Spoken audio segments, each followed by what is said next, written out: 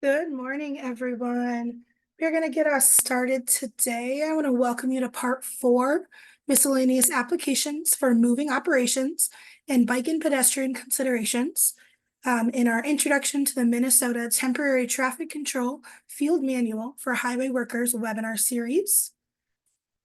I want to introduce our course instructor, John Jackals, who works at SRF Consulting Group and has more than 40 years of ITS and traffic engineering experience. He's actively involved in local, regional, and national associations, including the Minnesota County Engineering Association's Traffic Safety Committee, the American Traffic Safety Services Association, the Institute of Traffic Engineers, and the FHWA's Enterprise Pooled Fund Study. John has presented at numerous conferences and served on many technical committees for research and project development.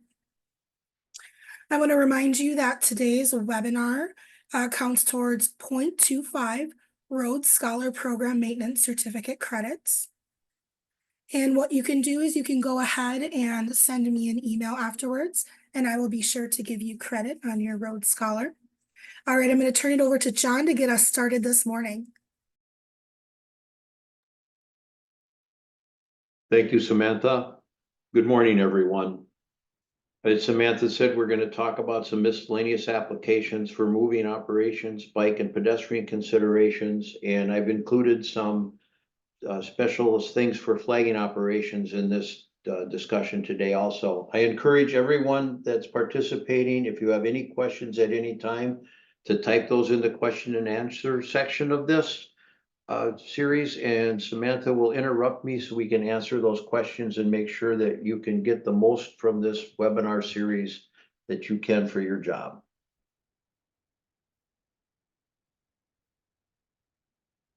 Before starting, I want to thank the sponsors, Minnesota Department of Transportation, Center for Transportation Studies at the University of Minnesota, and Minnesota Local Transportation Assistance Program for making this possible to provide this series of webinars.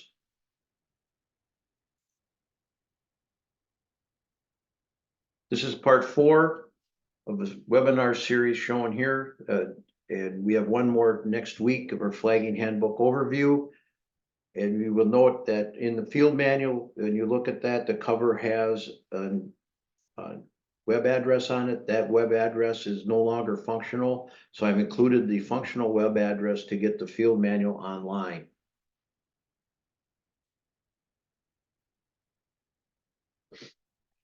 We'll be covering basic provisions and standards for temporary traffic control this morning, commonly called work zone traffic control.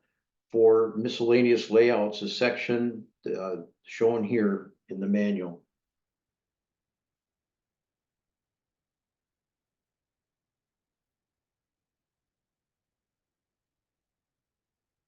Before we're getting started with that, it's important to review the MnDOT creed that's included in the field manual. Always remember, no job is so important in maintenance or construction, and no service so urgent that we cannot take the time to perform our work safely.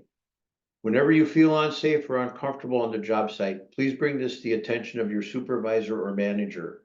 Remember, our goal is that everyone, workers, motorists, bicycle riders, and pedestrians, arrive safely at their destination.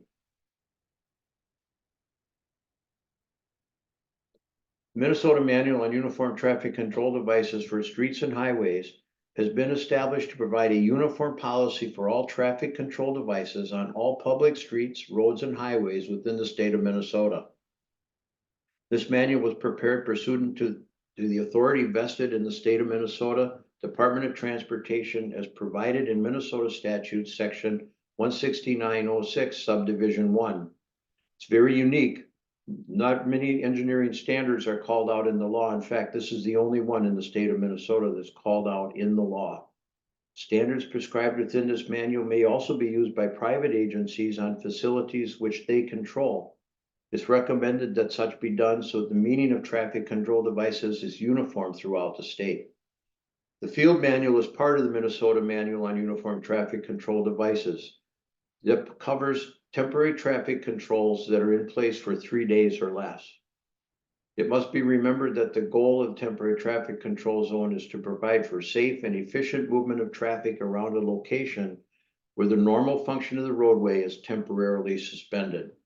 To accomplish this, the respect of the driver must be earned by appropriate and prudent use of traffic control devices.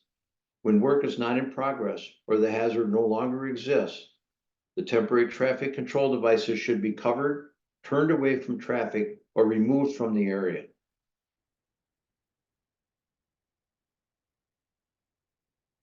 In previous sections of this webinar series, the equipment and devices were discussed. Part 1 is available on the MnLTAP website for your review. The equipment temporary traffic control devices commonly used for short-term traffic controls are high visibility clothing, vehicle warning lights, channelizing devices, signing, arrow boards, and portable changeable message signs.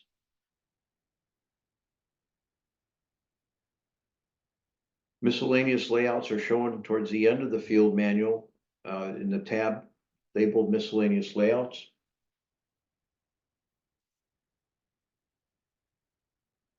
Before getting started with that, I'm going to back up a little bit and talk about distance charts and tables. Most of the layouts that are in the field manual use variables for distances, allowing them to be used for multiple speeds of highways.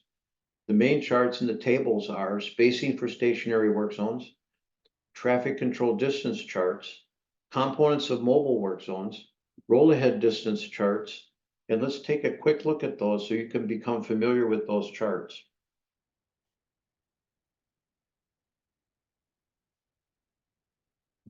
First, you need to determine the appropriate spacing of any channelizers. This is shown on the temporary traffic control distance charts and components layout. Next, we need to know how far apart the cones will be in the taper, which is designated as G. G is for the gap between the cones. At 45 miles an hour or higher, the G space is 50 feet. Through the tangent area where traffic is going straight, we can increase the spacing to 2G or 100 feet. Once the crews determine the best layout to use, they'll need to determine the placement of advanced warning signs, message boards, and arrow boards if needed, barricades and channelizers. That information is found in the distance charts on the back cover of the field manual. We'll start with the components of a stationary work zone. So remember, we have to set up the devices in the order in which the drivers will see them. If we're closing the right lane on a 55-mile-an-hour road, the advanced warning sign spacing is shown in the right lane closure. Excuse me.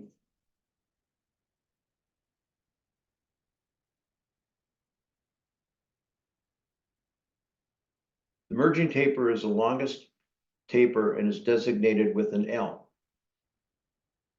This taper length is at the top center column of the traffic control chart.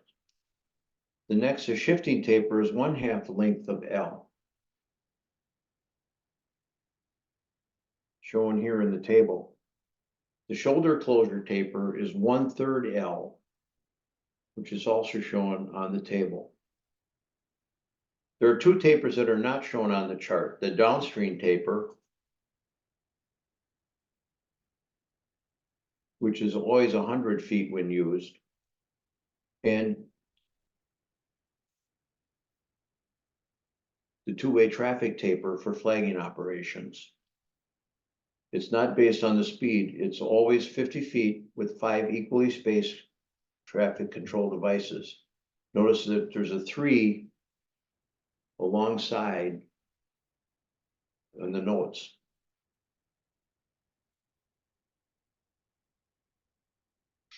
The next area you need to build into the work zone is the buffer space.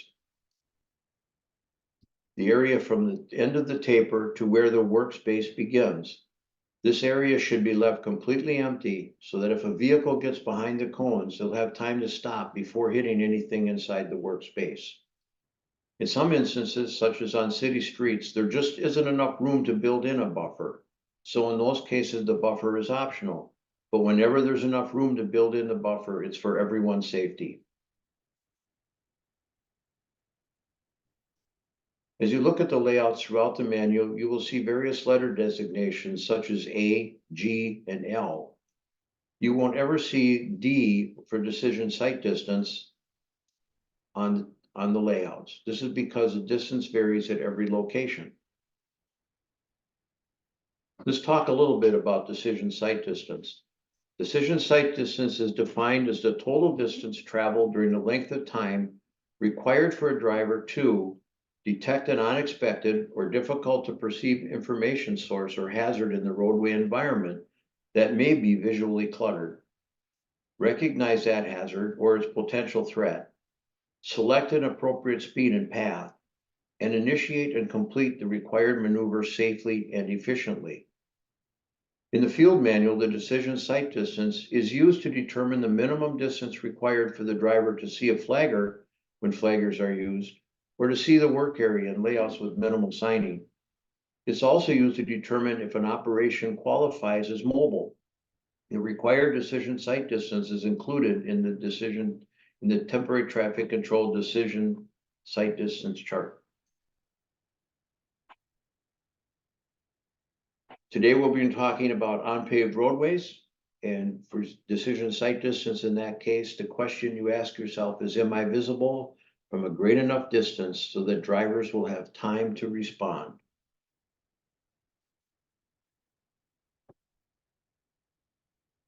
Next, let's take a look at the components of a mobile work zone.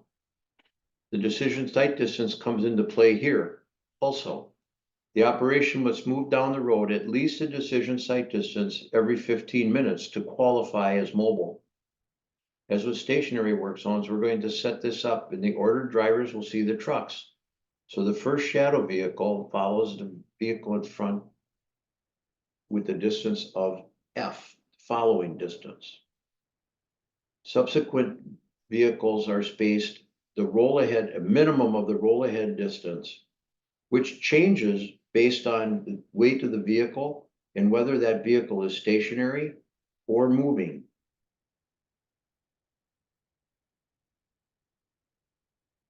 Please note the instruction on the bottom of the chart. The shadow or protection vehicle wheels should be pointed straight ahead.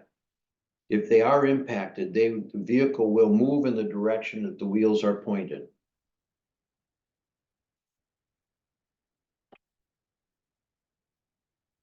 Let's test our knowledge.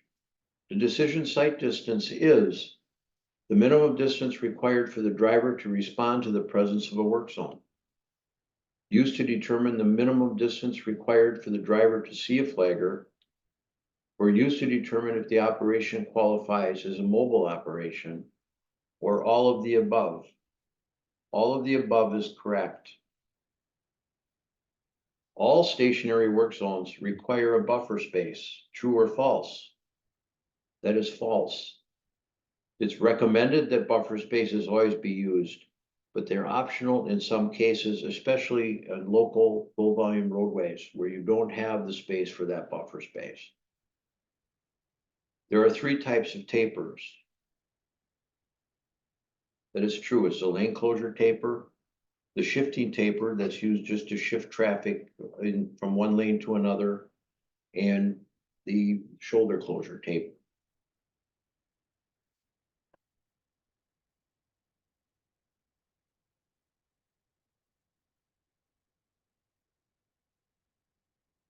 Let's take a look at the index of the miscellaneous layouts in the field manual. Some of the layouts in this index are included in this section of the field manual and highlighted on this slide. To reduce duplication in the field manual, many of the layouts indexed here are in other sections of the field manual.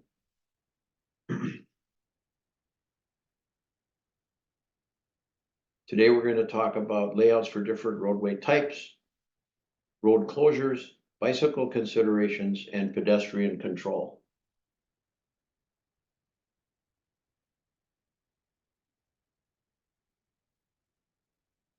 Let's take a look at striping operations, which is a moving operation, so it qualifies as mobile. It's moving at least a decision site distance every 15 minutes. All vehicles shall display 360-degree yellow flashing vehicle lights or strobes. Separation distance between the striper and the upstream shadow vehicle should be determined by the track feet time of the pavement marking material and the traffic conditions. But remember, leave at least the roll ahead distance for moving operations included in the distance charts in the back cover of the field manual. If you follow closer than that, if the shadow vehicle is impacted by traffic, it will hit the vehicle in front. Any vehicles operated totally or partially in high-speed lane should be equipped with the truck mounted attenuator. Just recall that this is a recommendation. It's a should recommendation, not a requirement. If tracking of the wet paint is anticipated, the use of cones or other signs should be considered. Longitudinal pavement marking operations are very difficult on roadways under traffic with minimal traffic control devices. Striper operators should constantly watch for and consider, tracking of paint and possible use of cones to reduce that tracking, or placing advanced signs for the advising of wet paint, or striping during lower traffic times. In some cases with high humidity and low temperatures, lengthens the track free times, and adding another vehicle, the convoy, helps reduce or eliminate tracking. Even so, be aware the longer convoys require more time and distance for vehicles to pass and may result in passing vehicles pulling in between shadow vehicles. Also, watch for queuing of traffic and impatient drivers. Consider pulling over to allow traffic to proceed.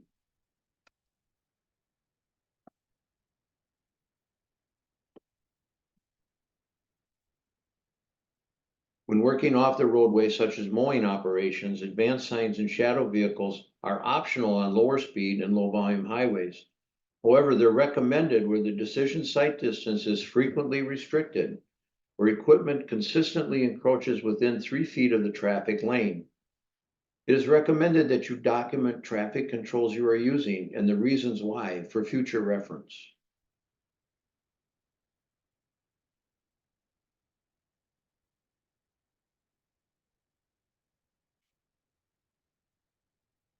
For gravel road maintenance activities vary considerably, as do the sight distance, the traffic speed, traffic volume, and the environment for those roadway types. The roadwork ahead signs may be omitted when there is an adequate approach decision sight distance along a majority of the route. When used, the sign should be not more than 3 miles from the work vehicle. Again, it is recommended to record why you're using what traffic control on that roadway and why you selected those traffic control devices.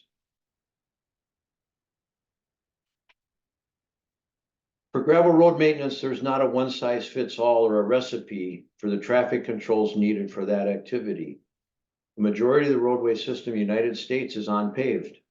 Guidance for temporary traffic control on unpaved roads is a good source of information when determining what traffic control to use for gravel road maintenance to protect road users, workers, and emergency responders if needed. The address of that guidance is shown on the slide.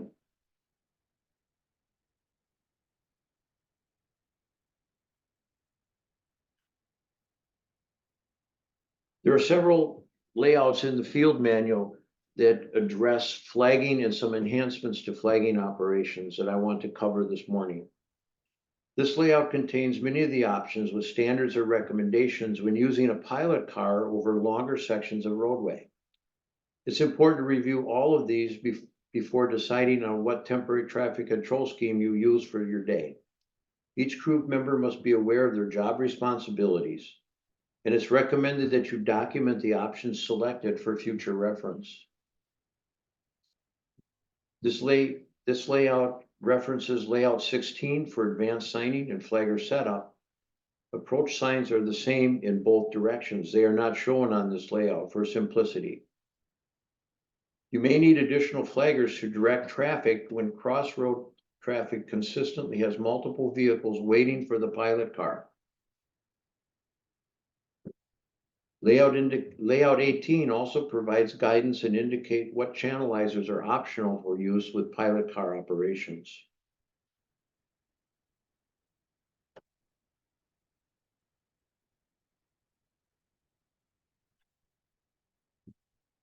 Moving workspaces on a two-lane, two-way highway.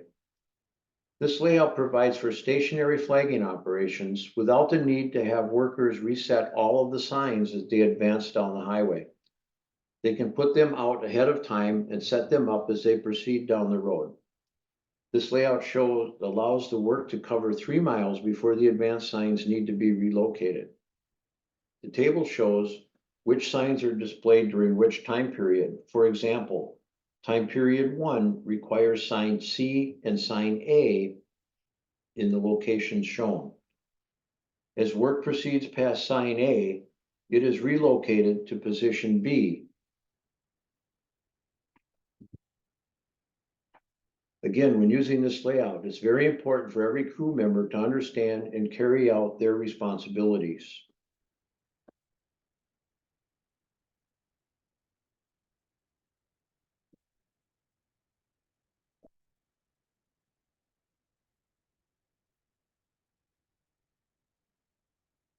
For flagging operations, this layout shows several options and enhancements to improve flagger and traffic safety. They include an air horn to warn drivers and other workers if there's a vehicle encroaching in the workspace. It includes an enhanced stop slow paddle with LED lights.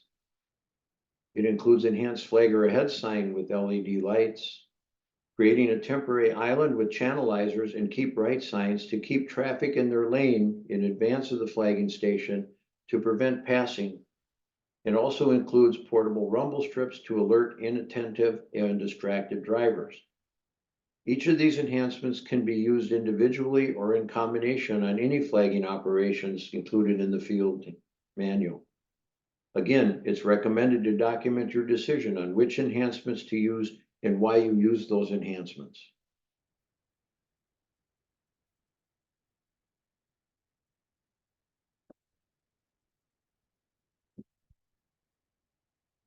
Let's test our knowledge.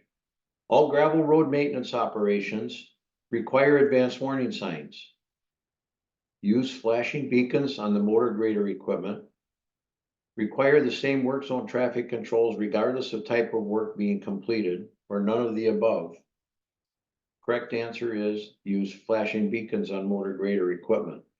Advanced warning signs are not always required and definitely need different traffic controls related to the type of work that's being completed. Flagging station enhancements include air horn to warn drivers and other workers, enhanced stop slow paddle and enhanced flagger ahead signs, creating a temporary island with channelizers and keep right signs to keep traffic in their lane and prevent passing, and portable rumble strips to alert inattentive and distracted drivers. All of the above is true.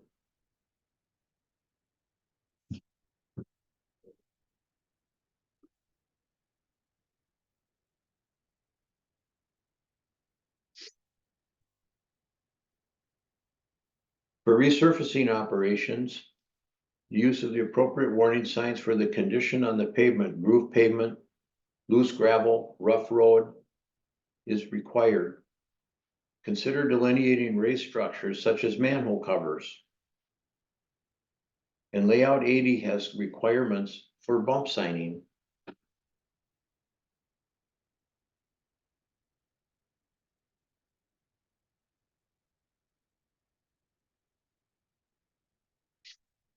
Let's take some time to look at roundabouts. Each roundabout is unique and traffic control should be developed to meet specific conditions of that location and the work operation being performed. The detour may better serve traffic movement and should be considered as an alternative to flagger operations and roundabouts. Always consider room for commercial vehicles to navigate the roundabout safely. You may need a truck detour even when allowing access by passenger vehicles. Approach signs are the same in all directions approaching the roundabout. Flaggers shall control traffic flow on all approaches of a one-lane roundabout.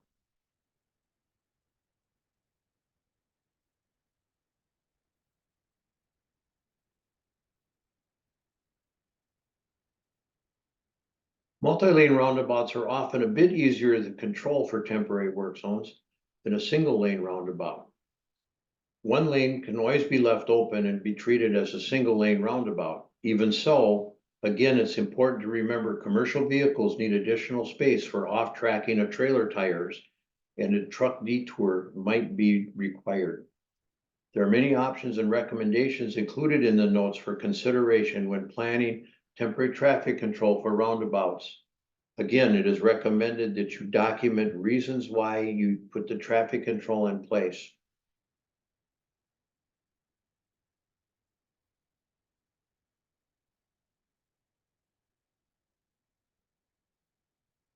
Two special layouts included in this section of the field manual is bump signing and controlled burn.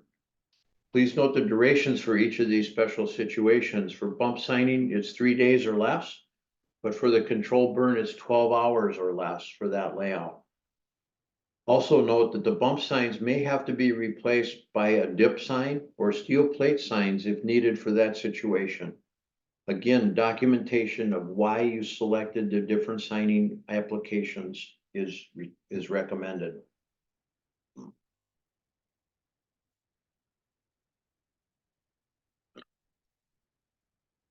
Crossroad confirmation signing. The signs, recommendations, and options in this layout apply to stationary temporary traffic control zones that extend over a relatively long segment of highway, such as resurfacing or seal coats. Please note the recommendation to repeat confirmation signing after every intersection or 1 mile spacing for high-speed highways. It is always recommended to mark any raised structures such as manhole covers.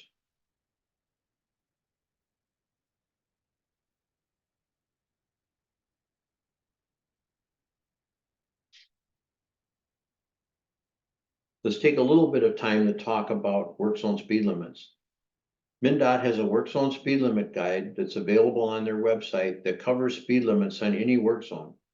Today, let's focus on commonly used for short and intermediate term work zones. The guide can be found at the link shown. Use of an advisory speed with a speed feedback sign is a very effective way at reducing vehicle speed through the work zone. It's important to note that for longer work zones, the speed feedback sign should be repeated where the workers are, or at least every mile. If a speed feedback sign is used with an advisory speed limit, it should only operate when the advisory speed limit is in effect and be removed or turned away from traffic when the advisory speed is no longer in effect. The variable speed limit sign should be mounted above, below, or beside the warning sign and advisory speed plaque, not used alone.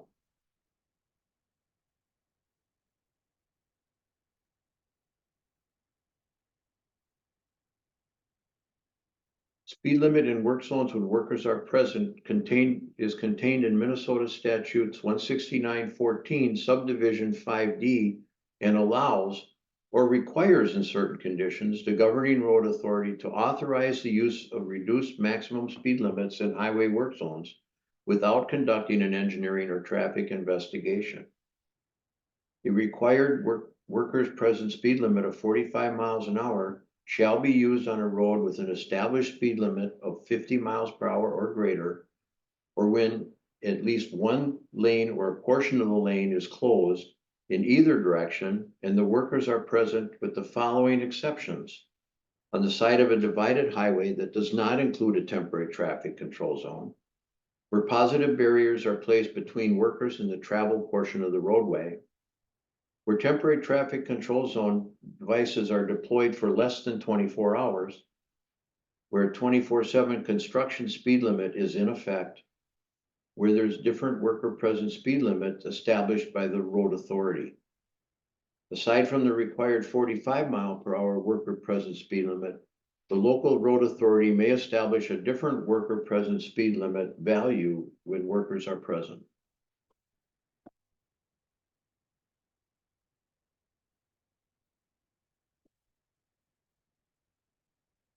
Layout 83A and B show worker present speed limits. Ensure that you read all the notes and conditions on the signing and the beacons, what signs are required and where they should be. Also, record the location and time all speed limit signs are installed and covered or removed.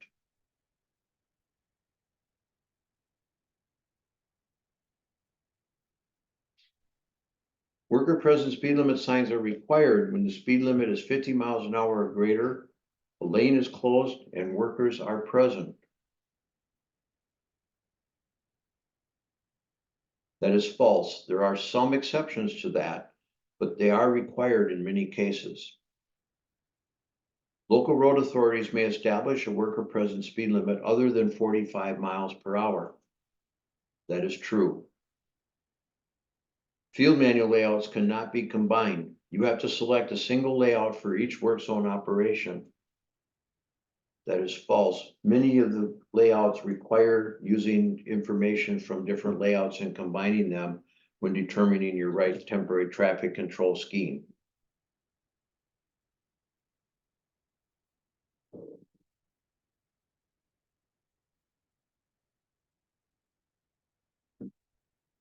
There are several layouts in the field manual for road closures.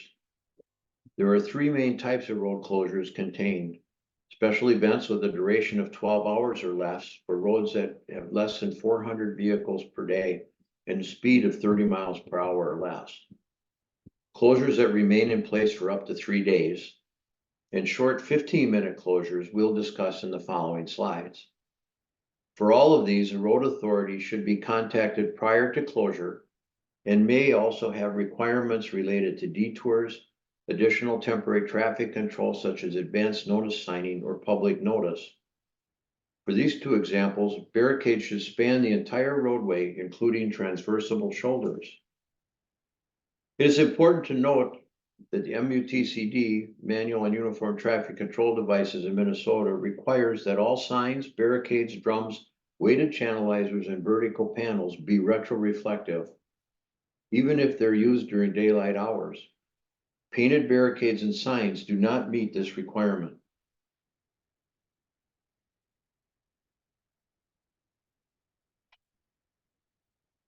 Even though these layouts are for a duration of 12 hours or less, traffic shall not be stopped for intervals greater than 15 minutes. These layouts are intended for short duration operations such as installing overhead cables, setting an overhead bridge beam, or crossing roadways with equipment.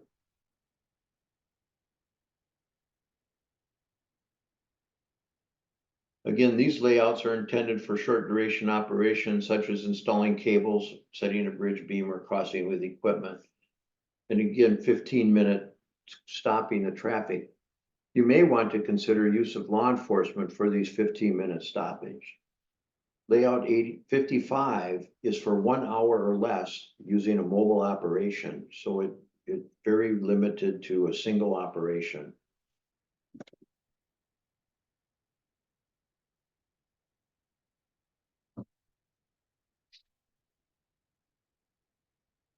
This morning, we're going to talk about bicycle lane closures and pedestrian facilities. Very important to consider bicycle lanes, bicycle operations, and pedestrians. Use of this layout for when work is occurring in a bike lane or traffic lane to be diverted into a bike lane downstream.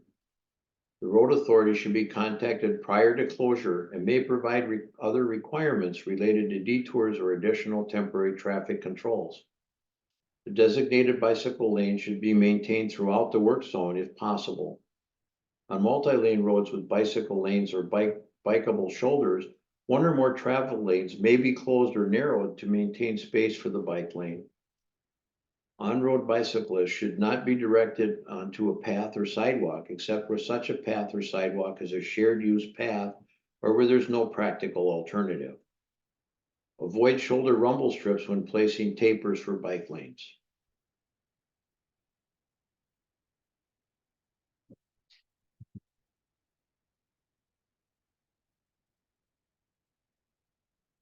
When pedestrians and bicycle facilities are impacted due to maintenance or construction, accommodations must be provided to the maximum extent feasible. Pedestrian accommodations may be made detectable and must have accessibility features up to the level of the disturbed route. Signage and devices as necessary must be provided to direct pedestrians and bicyclists safety through the work zone. If an existing pedestrian route is impacted by a short-term or short-duration work zone that is attended with project personnel, establishing an alternate pedestrian route may not be necessary if the work can be stopped and pedestrians can navigate the work zone safely. Pedestrians may be delayed for a short period of time for project personnel to move equipment and material to facilitate that passage. Project personnel may also assist pedestrians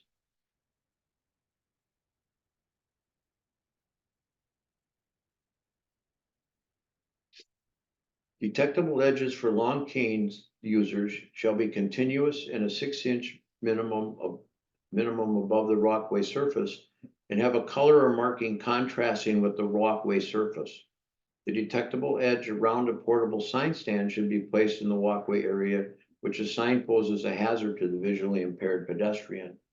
Walkway surfaces shall always be firm, stable, and slip resistant. There are many other traffic control details on temporary pedestrian accessible route devices contained in the field manual. As stated before, any portable sign or barricade placed in a pedestrian walkway or sidewalk that could be a hazard to visually impaired pedestrians shall have a detectable edge to guide the pedestrian around that hazard. Detectable edge should be placed on all sides where the pedestrian could run into the sign or the stand. Please note that that detectable edge extends to the outside edge of the sign.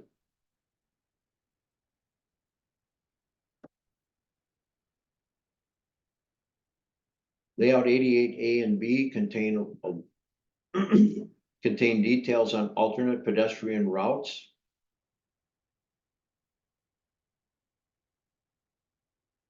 And layout 89 contains details on diverting pedestrian routes into traffic lanes.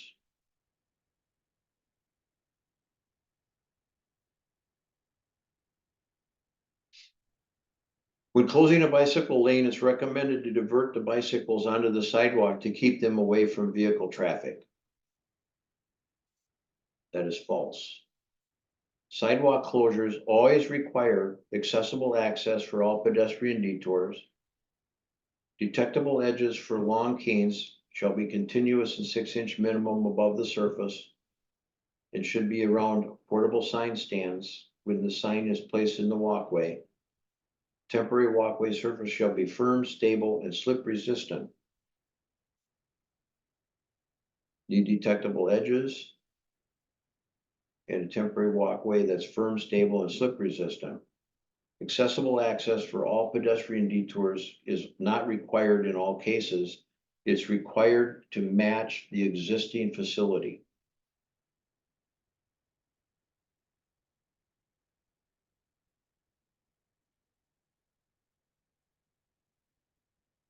And I didn't have any questions this morning.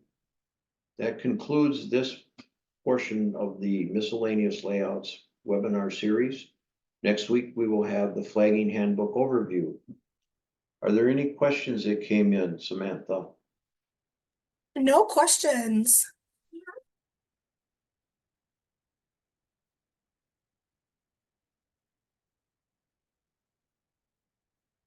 Okay, well, I can give back some time to anyone. As always, if you have questions on use of the field manual, contact your manager and supervisor. People at Minnesota DOT, as well as myself, are available to help answer questions. Thank you for your time today and have a safe summer season.